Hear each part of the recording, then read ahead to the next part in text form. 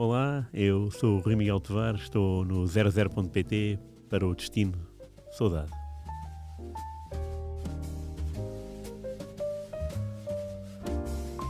Cá estamos para mais um Destino Saudade com o Sr. Rui Miguel Tovares. Rui, muito bem-vindo. Já Pedro estava Jorge com saudades Cunha. tuas, Também confesso. Aliás, tanto é assim que hoje te fui buscar à estação Verdade, pois foi. de mala de cartão na mão. Espero que gostem do nosso novo genérico, deve estar quase a aparecer. Sim, Mais semana, menos semana. também espero que gostem. Oh, Rui, Deu-nos gozo a fazer, pelo menos. exatamente. Eu gosto muito dessa tua camisola do Marítimo e hoje estou a vestir uma do Sporting da Covilhã, Exatamente. que tu trouxeste, que foi oferecida pelo clube mesmo, não foi? Foi, por ocasião do centenário, que foi celebrado há um mês, Uhum. e eu tive a honra de lá estar, passar 2 dias na companhia do autor do livro, Uhum. num livro com 2 volumes. Agora foi a edição e lançamento do segundo volume. Portanto, é um volume que vai dos anos 90 até aos nossos dias. Miguel Saraiva, o autor. E tive na presença de muitos jogadores intemporais do Sporting. Eu caiu no jantar, no primeiro dia, sexta-feira, caiu-me, porque eu cheguei mais tarde e as mesas estavam já todas ocupadas, e fiquei numa mesa em que os heróis eram do início dos anos 70. Não nascidos, jogaram nos anos 70. Então aquilo foi estar a ouvir durante 3 horas ou mais Que maravilha. conversas deles, e daquela vez que fomos a Leiria. Leiria, jogos, Leiria. a terceira divisão, não é? Fomos a Leiria, ficámos naquela pensão e depois à meia-noite alguém abriu uma garrafa de champanhe. Eram só histórias recambulescas, muito engraçadas. E tive a honra de ir e vir de comboio, Lisboa-Covilhã, com um senhor do futebol que infelizmente não é muito falado por cá, mas mereceria de facto todo o seu destaque, que é o Óscar Duarte, preso político no Tarrafal, de 70 a 74, e quando é libertado vai ao Estádio da Luz acompanhado pelo Alhinho. O Óscar Duarte é cabo-verdiano, como o Alhinho. O Alhinho apresentou ao Fernando Cabrita, que era o adjunto do Pavic. Na altura o Benfica era treinado pelo Pavic, mas não estava lá o Pavic. Estava lá o Fernando Cabrita, que ficou rendido ao toque de bola do Óscar Duarte, que na altura era só o Óscar. E aconselhou, o Benfica não havia espaço, estamos a falar no início da época, não havia espaço para o Óscar no Benfica, mas aconselhou a ir para Covilhã. Para Covilhã. Porque o Fernando Cabrita é da Covilhã. Exatamente, É jogou isso. lá, exatamente. E, portanto, Fernando Cabrita, já agora, para haver um contexto, na altura não sabia ainda, nos anos 70, mas iria ser o selecionador nacional do Euro 84. Euro 84. Portanto, ele é que era o cabecilha daquele quarteto, Sim. com o António Moraes. E o Óscar lá foi para a Covilhã, naquele comboio, naquela viagem que a gente fez. Ele até disse uma coisa com piada quando me viu. A duração do comboio continua a mesma. Portanto, há 50 anos é a mesma viagem. E depois disse, eu vim de Cabo Verde hoje. Atenção aos senhores de governo. Mais uma vez, a ferrovia para a Covilhã tem que ser urgentemente melhorada. Se aliás Lisboa-Porto é um problema, imagina o resto. E ele até disse uma coisa com piada. Vim ontem de Cabo Verde e a viagem, de avião, claro, demora menos tempo do que Lisboa-Covilhã de comboio. Quanto tempo é que demoraste, Rui? De Lisboa a Covilhã de comboio? Já não me lembro, mas quase 4 horas. E Lisboa-Cabo Verde é 3 horas e meia. A conversa foi espetacular para lá, depois convivi com ele lá também. E para cá também foi sensacional porque, lá está, primeiro é um preço político, logo isso. Sim. É um carimbo que o futebol não tem. Incrível. Na sua...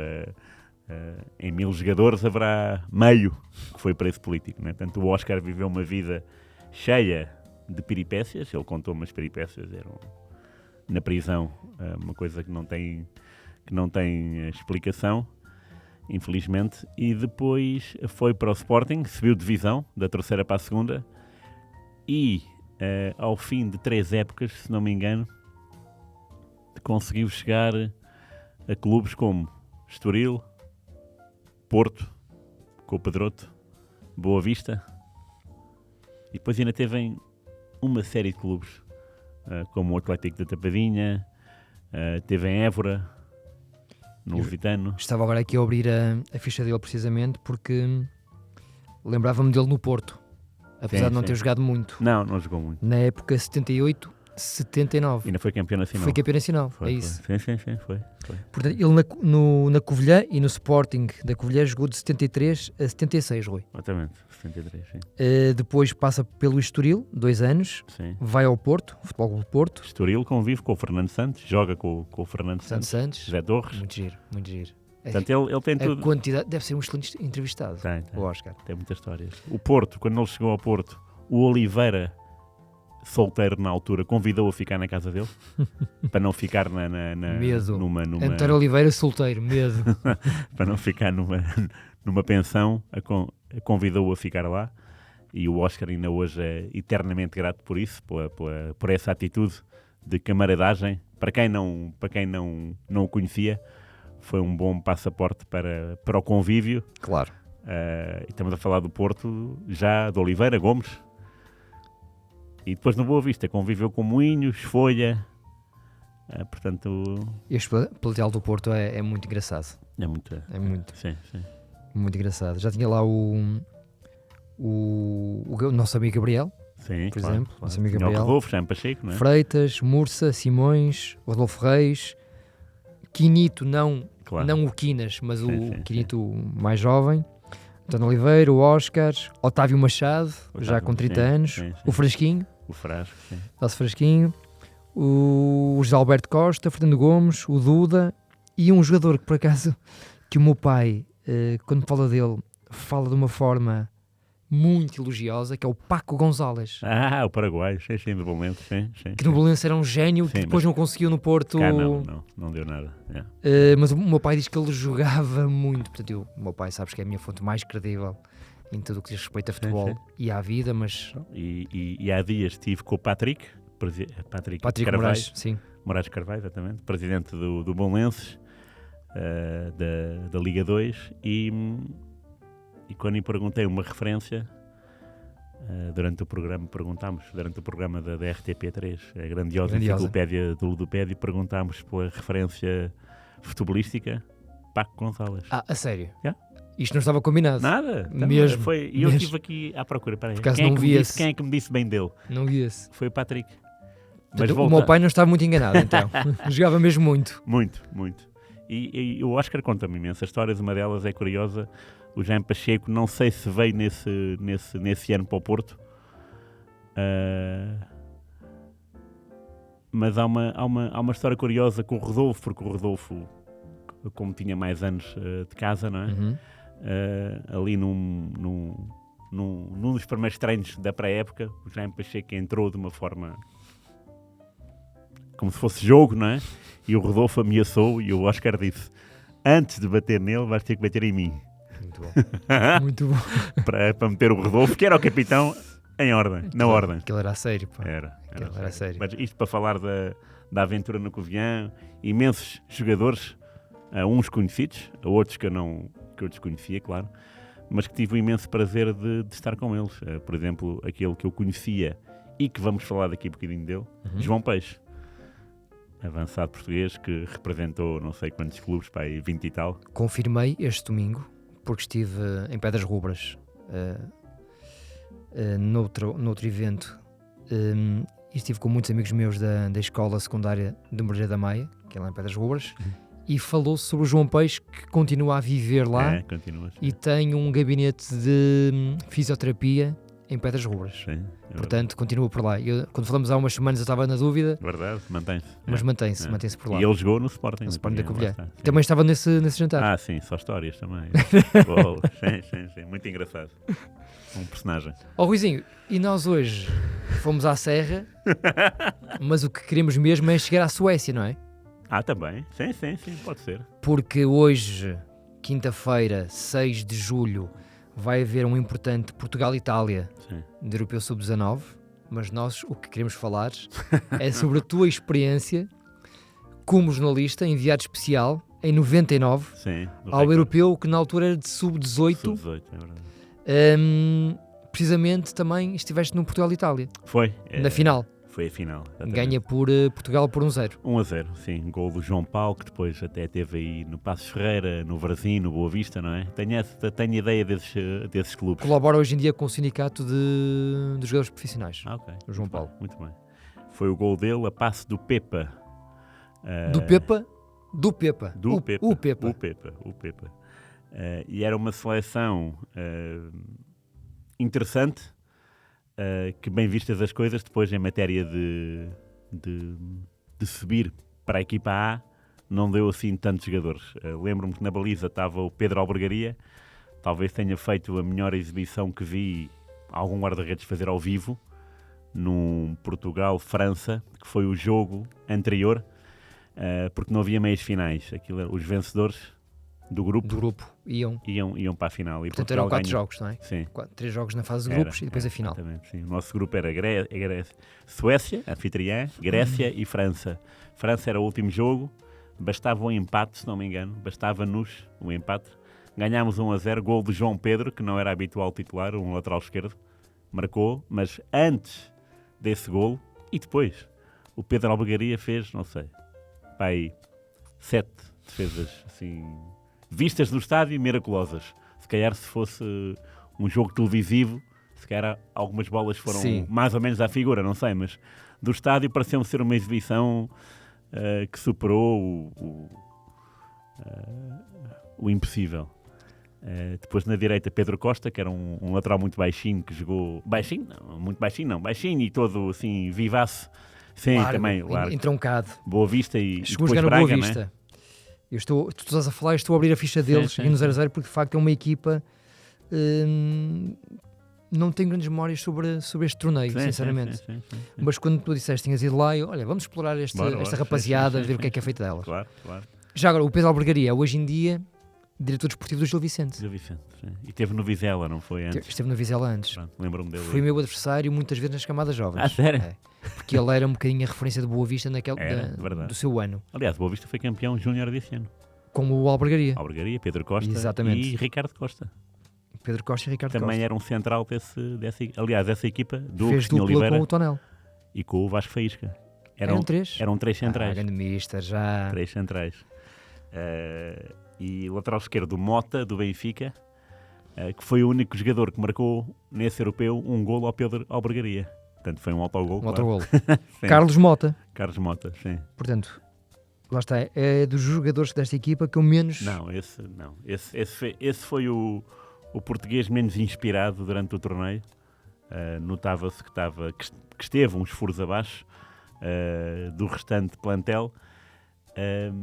Mas mesmo assim, aliás, a posição de lateral esquerdo muitas vezes não é? Às vezes o conteúdo não é tão bom como no resto da equipa.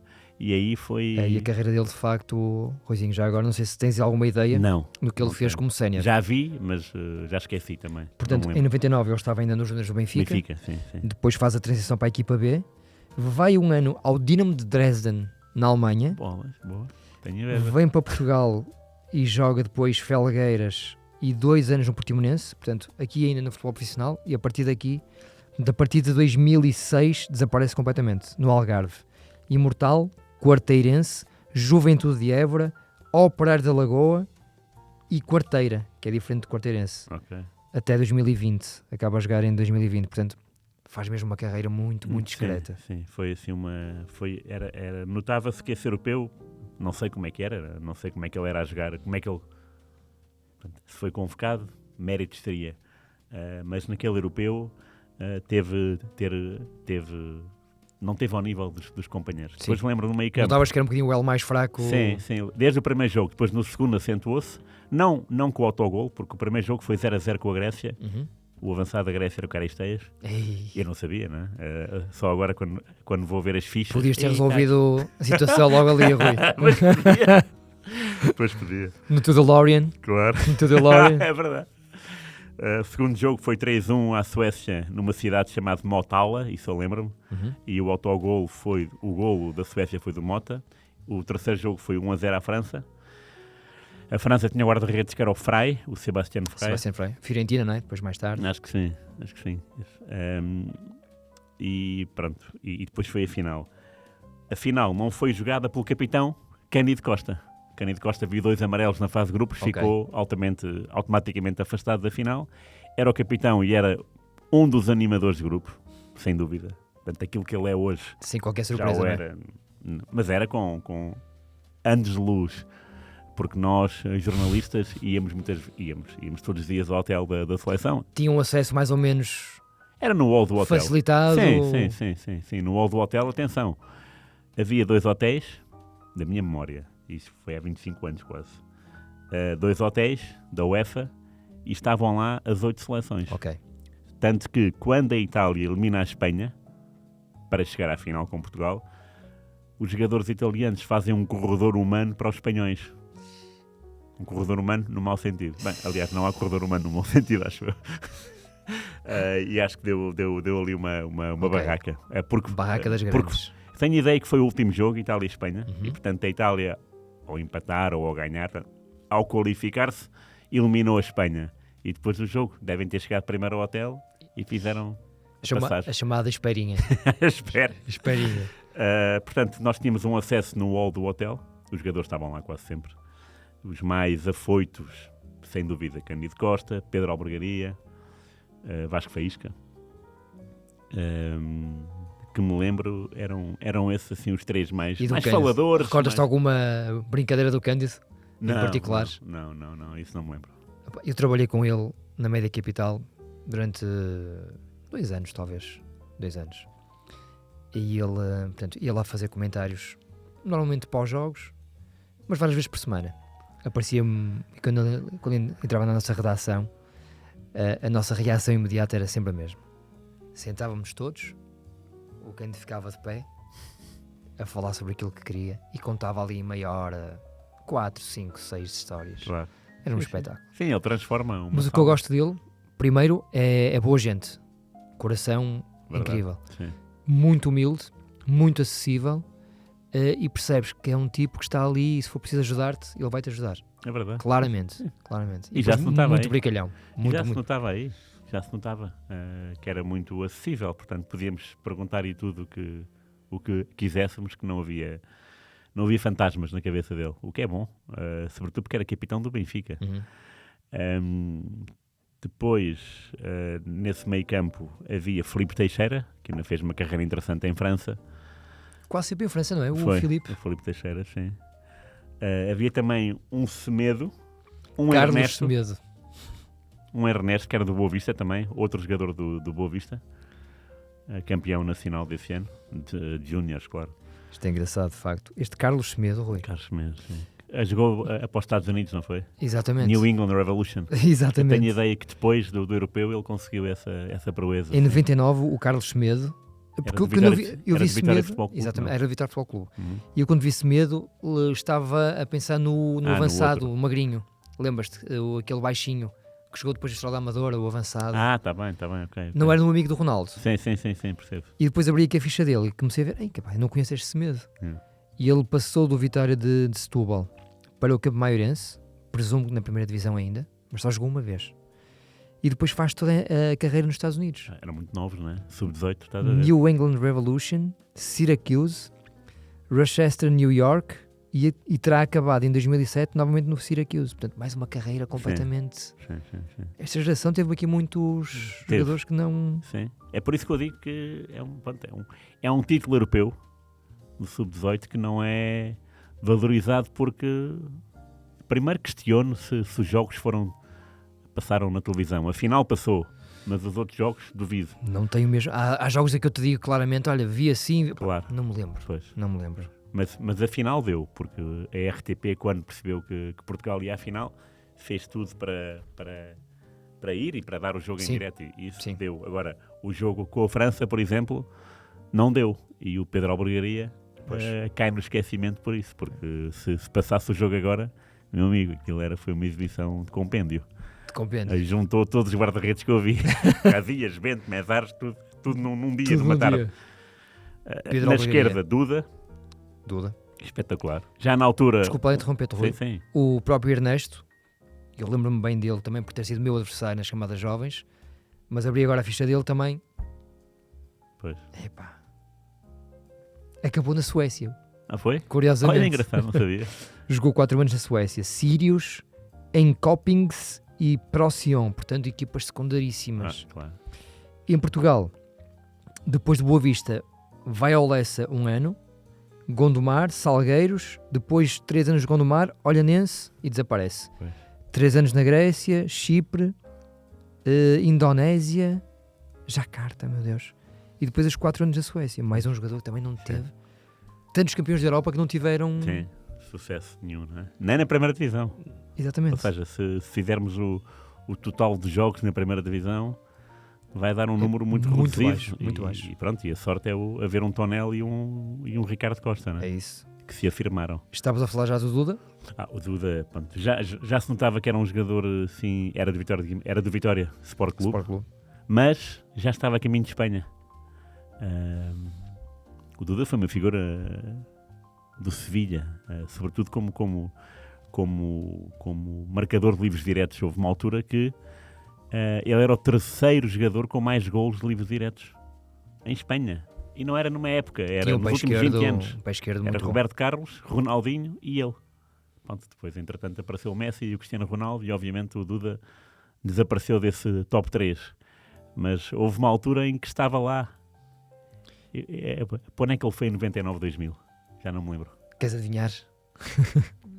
Sul de Espanha, Cádiz. Cádiz, ok. E ele vai para o Cádiz, faz 2 épocas. A segunda com números espetaculares. 36 jogos, 15 golos. Para um médio. Claro. É ótimo. Sim, Se calhar muitos de... livre. Tipo, temos que repetir o exercício do Heitor. Exato. Rui, mas ele depois... Sevilha, sim, mas muito Málaga. Ele Pois no é, Málaga, ele claro. Faz 1, 2, 3, 4, 5, 6, 7, 8, 9, 10, 11, 12, 13 épocas no Málaga. E chega 13. capitão. E eu acho que ele está ligado ao clube ainda. É? Porque nós tentamos esta semana fazer um trabalho com o Málaga por causa do Ivan Jaime. Ok, sim. E houve um jornalista malaguenho que nos disse que o Duda, coordenador da formação... boa, assim, uma coisa. Ele era muito sossegado, lembro-me disso. E tinha um corte de cabelo radical. Tipo a Porfírio no Mundial Sub-20 da Austrália. Sim. E era por isso um elemento excêntrico. Ao pé dos outros, destacava-se por isso. Pela sua personalidade introvertida. Nado e criado em Campanhã. É? Okay. Onde eu já te fui levar algumas vezes. Havia lá um clube, aliás o clube ainda existe, o Campo é que não, que é o Desportivo de Portugal. Exatamente, sim. Que jogava naquele campinho que agora atrás, deu lugar à garagem dos autocarros. Sim. E o Duda vivia numa casa aí nessa rua. Eu sei porque ele era amigo de infância de um colega meu. Okay. Eu apanhei no Sevilha quando ganharam no mesmo mês, ou ali no mês, ganharam Taça UEFA ao Espanhol, penaltis, ganharam em Glasgow. O treinador do Espanhol era o Valverde, que já tinha perdido uma Taça UEFA por penaltis como jogador com o Bayer Leverkusen em 88. Portanto, ganharam a Taça UEFA e, menos um mês depois, ganharam a Taça do Rei no Bernabéu, 1-0 ao Getafe, também estava lá, também fui ver esse jogo, gol do Canuté. E lembro-me que nos festejos da Taça UEFA, em Glasgow, na zona mista, ele estava muito decepcionado porque ninguém do Sevilha se tinha lembrado de levar champanhe, era só cerveja. E ele estava, mas porquê? Porquê que ninguém trouxe champanhe? Eu lembro que a zona mista foi divertida por isso. E era uma pessoa muito, muito, muito comunicativa. Para os jornalistas, digo. Mas uma pessoa que sabia, se esta pessoa está aqui, é porque sente necessidade para te falar comigo, como a sua referência portuguesa desta final. Sim. E muito, muito cooperante, muito simpático. Em 99 era mais calado. Se não me engano, essa transferência do Vitória para o Cádiz foi patrocinada também pelo Paulo Futre. Tenho ideia que houve ali contactos e negociações. Curiosamente, nesse Europeu 99, o guarda-redes suplente era um sub-17 ou sub-16, Moreira. E o Moreira foi, a meio do Europeu, chamado para o estágio do Benfica. E Portugal ficou só com guarda-redes? Para a final, talvez, sim. Aqui no 0-0, na vista da final, aparece o José Moreira, mas se calhar já não estava lá. Não me lembro já. Eu sei que houve uma reportagem. E o Moreira tinha jogado no Salgueiros, não? Salgueiros, Pronto, sim. Pronto, tenho essa ideia. Tenho a ideia que era uma seleção geograficamente muito interessante. Os dois vitórias. Sim. Pronto, Muito Boa Vista também, não é? Muito Boa Vista porque era campeão nacional. Benfica, capitão do Benfica. Porto era o Tonel, não. Vasco Faísca era o Sporting. Ora, vamos lá ver onde é que estava o Tonel em 99. Estava no Futebol Clube Porto. Pronto, sim, senhor. Pronto. O Duda estava no Vitória, já vimos. O Semedo, Vitória. Este João Paulo, o herói da final, estava onde? Boa Vista. 99. Boa Vista também. Sim, Boa sim, Vista. sim. Boa Vista. Boa Vista tinha 5 titulares. Boa tinha Vista quase tinha metade da equipa. uma geração incrível, de facto. E o Pepe era outro. E o Pepe. Benfica, claro. E este Filipe Teixeira, onde é que jogava? Boa pergunta. Não me lembro. Vê lá se já era em França. Eu gosto muito deste tipo de programas, o que é feito deles, não é? Sim. O Filipe Teixeira também é uma pessoa espetacular. E era muito bom jogador. Era. E ele, quando jogou em Portugal, nas poucas vezes que cá jogou... Na Académica não foi. Académica, para a esquerda, muito... Tenho essa ideia dele, sim. Exatamente, na Académica, de 2005 a 2007. E em 99 estava onde? Estava no Felgueiras. Olha, vês? Já titular da equipa principal. Pois, 27 jogos, 2 golos. E havia outro elemento dessa seleção que não jogou tanto, mas o João Alves. João Alves. Era muito recatado. Muito, a sério, era mesmo muito recatado. Muito fechado, não é? Transmontano, não é? Era, João Alves. Era Transmontano. No banco estava aqui, portanto, na final, diz-me, além de José Moreira, que provavelmente não estaria. Acho que não, pá. Mas quem é que era o treinador? Era o Anks? Não, 99. Era Não, o treinador do Benfica que o chamou. 99, 2000. O Graham Souness foi antes. Já é o Heinkes, acho eu. Acho que é o Anks. Portanto, o Anks chamou e foi, pronto, e causou ali um alvoroço, né? Um semi-alvoroço. Depois estava o Miguel. Pois era. Lateral direito Miguel. Sim. O João Pedro, lateral esquerdo. O que marcou o gol à França, sim. O João Pedro, que depois... Esse é do Porto. Que jogava no Porto. Sim. E depois nos séniores passou ali muitos anos no Gil Vicente, essencialmente. Sim, lembro-me dele. Lateral esquerdo. Depois estava o João Alves, que na altura, onde é que ele jogaria? Vamos lá ver. De facto, isto aqui é só dar cliques hoje.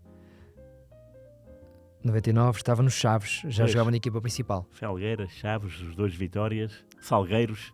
Porra, era uma seleção estava aqui, muito engraçada. Democracia, não é? Muito engraçada. Plena. Sim. Plena. Hugo Cruz, quem era este Hugo Cruz? O Cruz, era do Porto, era ou não? Vamos ver, não me recordo deste Hugo Cruz. Hugo Cruz. Vamos lá ver. Quem era este menino? 99. Tu não falhas. Era? Porto. Júniors do Porto. Depois nos séniores também. Braga B, Lessa. 2 anos Famalicão e depois quase toda a carreira no Tirsense. Curiosamente. Epá. Era um nome que... Estamos aqui a desbravar personagens que eu, sinceramente... Era um nome que não estava... E depois o Ernesto e o Cândido Costa, para completarem os 18. Pois, mas o Cândido Costa não estaria, não estaria. Estava mesmo suspenso. E o Mister, o Prof. Agostinho Oliveira. E o adjunto era o António Violante. Para mim se parece com o Scott Glenn do Silverado, mas pronto. Já agora, queres ver aqui, equipa italiana, se algum destes nomes... Não, acho que era o Maresca só, não é? Está aí o Maresca. É, não é? Foi o único que me saltou assim a... Sim, era. E depois, o curioso, este é o segundo elemento italiano que aparece, que é o Fissore. Depois... Fissore.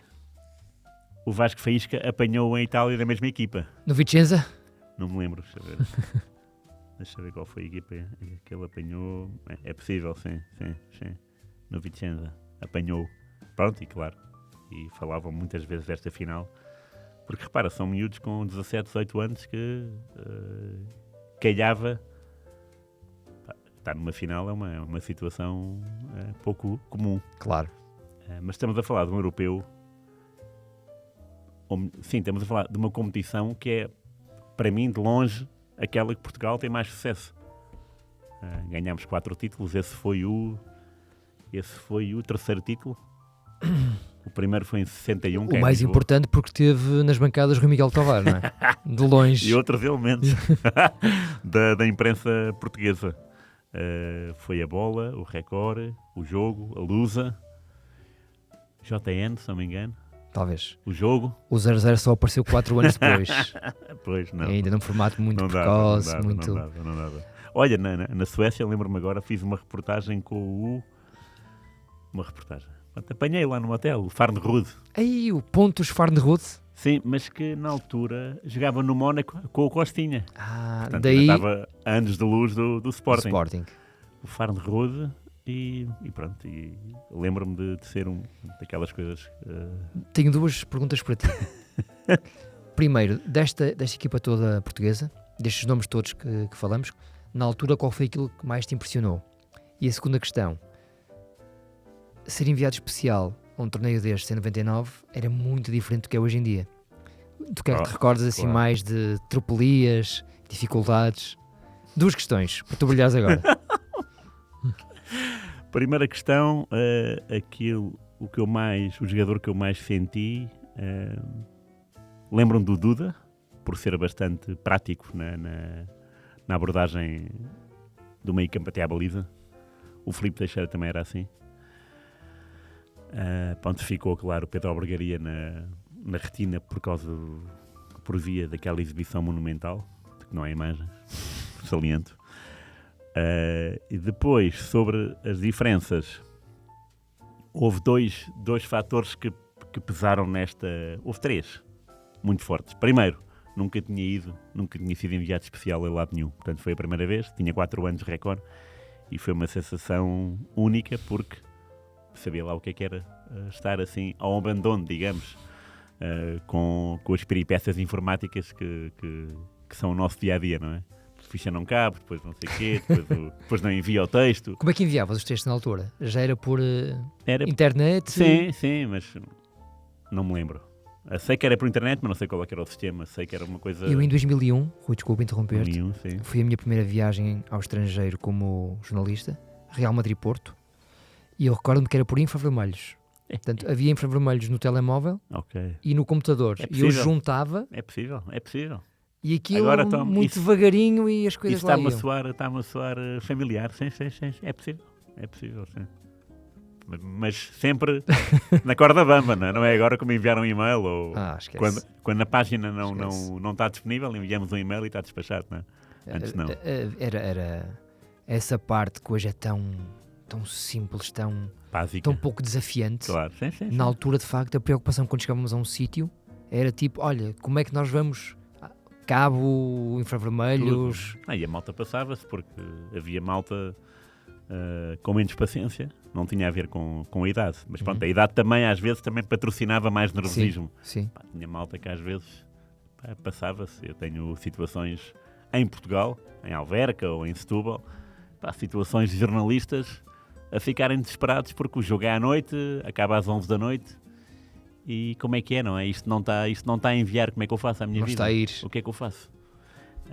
Isso é um problema que agora está resolvido, não é? Todos os estádios, a esmagadora maioria dos estádios tem essa valência, sobretudo europeus e mundiais, já estão bem equipados, não é? Porque a UEFA também faz bem o seu serviço e a FIFA tem que fazer, porque tem que proteger e promover a modalidade, o evento. Incomparável. Aliás, e o teu pai devia-te contar coisas do Arco da Velha, não é? Esquece. Em relação a esses envios não há comparação. Fax, telefones fixos. Lembro de uma aventura na Covilhã. Aquela. A única, né? Covilhã Chaves. Por acaso passei pela crónica desse jogo há pouco tempo e fiquei lá a ver e, sem saber, estava lá, mas só soube agora. Hoje. Estava a folhear estava a ver no telemóvel essa crónica e o Jorge Plácido marcou um gol de livre direto. Foi Covilhã 1, Chaves 2 e esse foi o 0-2 e eu estive provavelmente no único livre direto do Jorge Plácido.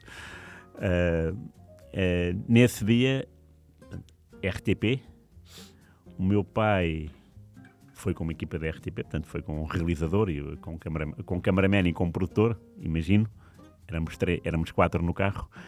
E o meu pai editou o jogo e tivemos que enviar o jogo no meio a minha imagem, eu tinha 10 anos, né?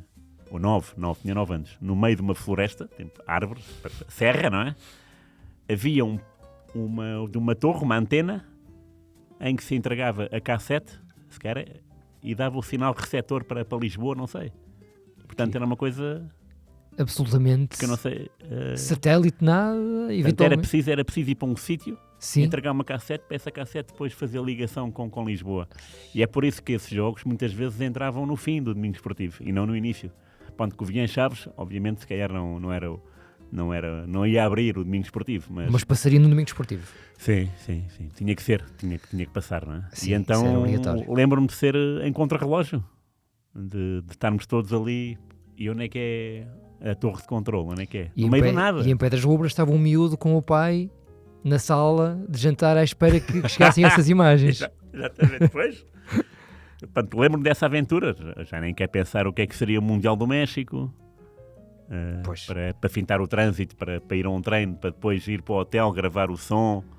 Esse é que eram os imagens. Esse é que eram os grandes desafios. Ou uma vez no Mundial 90, lembro-me que vi uma reportagem num canal estrangeiro sobre o árbitro, o mexicano Codesal da final. E a reportagem, não sei se era da RAI, a reportagem fechava, ou melhor, a reportagem acabava com o árbitro a fechar a porta. E eu vi o número da porta, o número do quarto. E lembro-me da minha mãe informar o meu pai que o número do quarto era aquele, para ele falar com o árbitro. E o meu pai conseguiu falar... 90.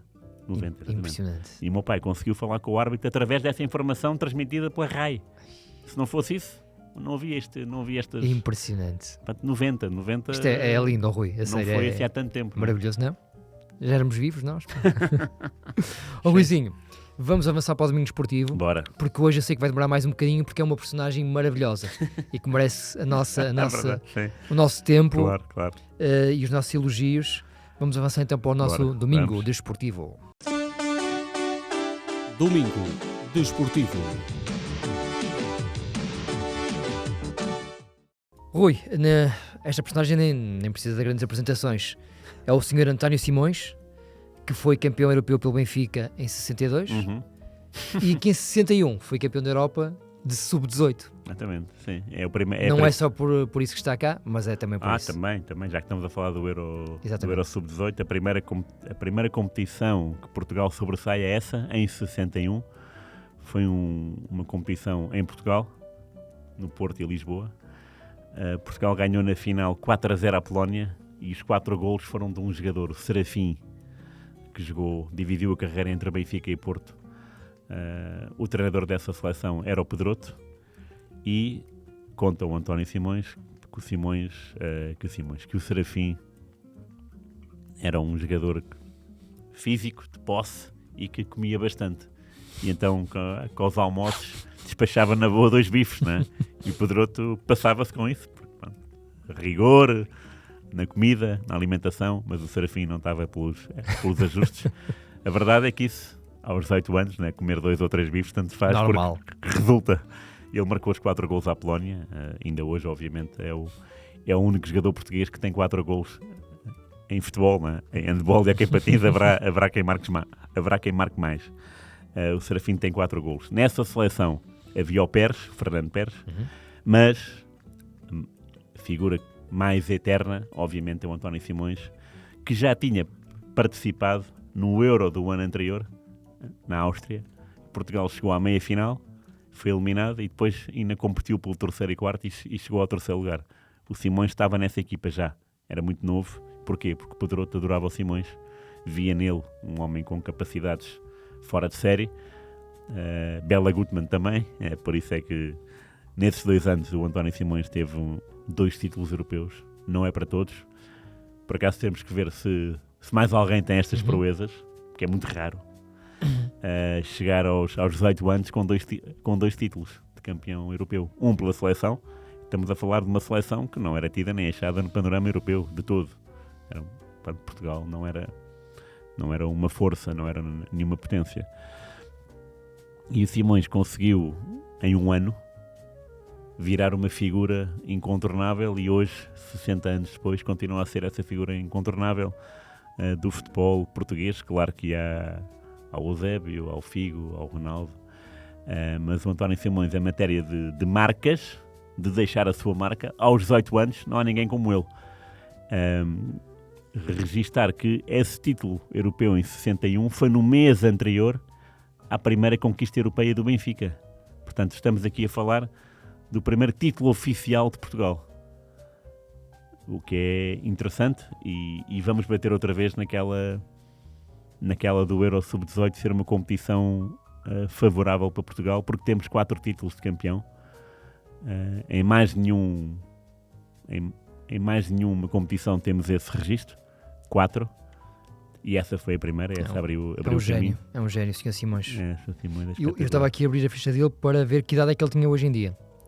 Não te queria interromper. Não, tem 79. Vai fazer 80 em dezembro. Uma idade muito bonita, faz 80 anos em dezembro e merece todos os tem uma encómios. boa cabeça, muito boa cabeça mesmo. Uma lucidez incrível. Fala por ele, diz de sua justiça, tem apontamentos de reportagem muito, muito engraçados, muito atuais. Um cavalheiro. Não ficou preso ao passado, muito engraçado. E se vasculhares os jornais dos anos 70, 80 e 90, claro, vais perceber que sempre foi uma cabeça boa e diferente. Tanto que, antes da Revolução de 74, ele, o Artur Jorge, com a ajuda de um advogado chamado Jorge Sampaio, esse mesmo, criaram o Sindicato dos Jogadores, que era um movimento altamente contraditório ao regime, não é? Um sindicato. Só havia dois, o não me engano. Simões, o Artur Jorge e o Jorge Sampaio. Jorge Sampaio, sim. Sim, o Artur Jorge, estou a falar das cabeças mais pensadoras desse movimento. Também havia, claro, o Eusébio, porque o Eusébio emprestava conhecimento, a grandeza, internacionalização, não é? Ao movimento. Isto porquê? Porque os jogadores não tinham opção na altura. Os jogadores estavam amarrados ao clube. Se o clube não... Se o António Simões estivesse no Benfica e recebesse uma proposta do Sporting, ele não tinha nada a ver com o assunto. Era o clube, não é? E é aí que nasce a lei da opção. É impressionante. Foi criada por esse sindicato, sim. No tempo do outro senhor, não da outra senhora. Portanto, eram tempos muito, muito perigosos e o Simões até chegou a ser proibido pelo próprio Benfica de treinar durante um mês ou uma semana. Eu acho que foi um mês, mas não interessa. Mesmo que fosse uma semana, é grave. É o próprio clube que o proíbe de jogar por falar coisas que naquele tempo o clube entendia não fazerem sentido, mas que o Simões, dentro de uma sociedade fechada, já entendia que já pensava de uma forma esse diferente, era o caminho, não é? Mais atual. E portanto, para além de juntar essa cabeça, esse dom de pensar mais à frente, que é muito raro, em tudo, em todos os vetores da sociedade, não falo só do futebol.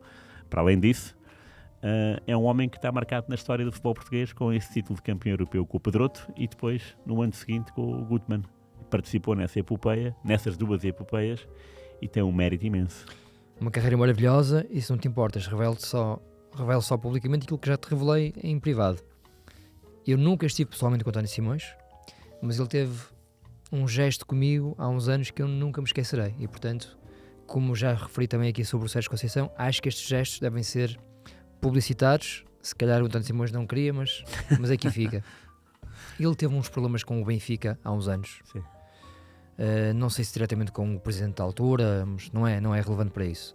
A verdade é que na altura aquilo incomodou-me, porque o Benfica não estava a tratar bem provavelmente a sua maior figura viva. Sim, verdade. E eu escrevi um artigo de opinião em defesa do António Simões, porque achei mesmo que ele tinha sido injustiçado, maltratado. Bem, eu nunca tinha falado com o António Simões toda a minha vida e de repente, domingo à noite, eu ia ter com o meu pai ao hospital, já te contei isto. Sim. Ligam-me de um número que eu não conhecia e eu atendo. E era o António Simões, que tinha acabado de ler esse texto e sem qualquer obrigação teve a amabilidade de me ligar para agradecer o gesto. Sendo que não tinha o teu número. Não Portanto, ele leu, terá pedido procurou e estivemos a falar ali 30 minutos. Sim. E eu fiquei encantado com a lucidez, frescura de espírito, educação. É muito engraçado, sim. E depois, mais tarde, trocamos algumas mensagens e olha, envio-lhe um grande abraço. Gostava de o conhecer pessoalmente, nunca tive esse privilégio, mas fica aqui esta referência, porque de facto acho que resume aquilo que que o António Simões é, Claro. como homem também. Verdade. Música, maestro? Bora. Vamos lá. Música Maestro. Ruizinho, hoje toca-me a mim, não é? O Música Maestro. Isto aqui vai sempre ter o nosso Diego Armando Maradona. Mas esta música é maravilhosa. Esta música aparece eu conhecia no documentário do Emir Kusturica sobre o Maradona. Sim. É cantada por um grupo que se chama Banda Saucillo e tem um refrão maravilhoso, que é aquele "Y todo el pueblo cantó Marado, Marado, nació la mano de Dios", e acho que reflete a grandeza, a omnipotência, a omnipresença de Diego Armando Maradona, e tem este refrão orlhudo. Não sei se conhecias esta música. Conheci. Tu viste esse comentário do Kusturica? Adorei. E depois também soube declarações posteriores ao comentário do próprio Kusturica, não é? Sim. Sobre o lado A e o lado B do Maradona, sim, que numa noite era tudo espetacular e depois na manhã seguinte era como se a noite anterior não tivesse acontecido e deixava o Kusturica, que também deve ser uma figura excêntrica. Sim. Mas o Maradona conseguia ser mais excêntrico, então deixava... O Maradona é mais excêntrico do que o senhor que realizou o Gato Preto e o Gato Branco, que não é nada fácil. Nada fácil. É isso mesmo. Só para acabar, há uma cena lá que ele tem com o Manu Chao. Acho que é quase no fim mesmo, em que eles têm encostado a uma parede e o Manu Chao aparece a cantar. Aliás, o contrário, o Manu Chao tem encostado a uma parede com a guitarra, a cantar uma música, e o Maradona aparece e depois começam a interagir os dois. É maravilhosa. É delicioso. Maravilhosa. Portanto, hoje despedimos com o Marado, Marado. Meu amigo, um grande abraço. Obrigado. Marado, Marado,